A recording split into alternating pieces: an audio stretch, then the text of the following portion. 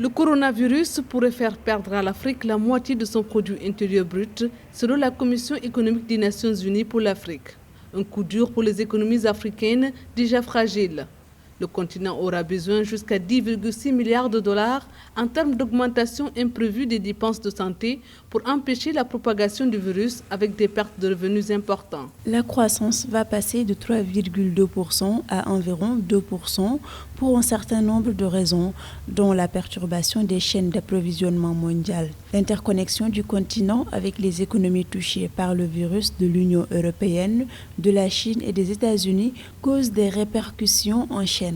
Les pays qui seront les plus touchés sont les exportateurs de matières premières comme le Nigeria, dont les exportations de pétrole brut seront réduites de 14 et 19 milliards de dollars en 2020. Le Covid-19 peut entraîner une baisse des recettes d'exportation de l'Afrique de 101 milliards de dollars. Dans l'immédiat, l'enjeu, c'est de contenir le virus par des mesures urgentes, à travers la communication, à travers l'éducation des populations. Cela pose la problématique de la diversification des économies africaines, qui est la seule voie qui peut réduire la dépendance vis-à-vis de l'extérieur. Nous pouvons encore saluer l'initiative de la mise en place de la zone de libre-échange continentale, en espérant que cette zone de libre-échange continentale va permettre à ce que le commerce intra-africain puisse se développer et que l'Afrique soit moins vulnérable. La baisse des prix des matières premières pourrait occasionner des pressions budgétaires pour les puissances économiques africaines telles que l'Afrique du Sud, le Nigeria, l'Algérie, l'Égypte et l'Angola.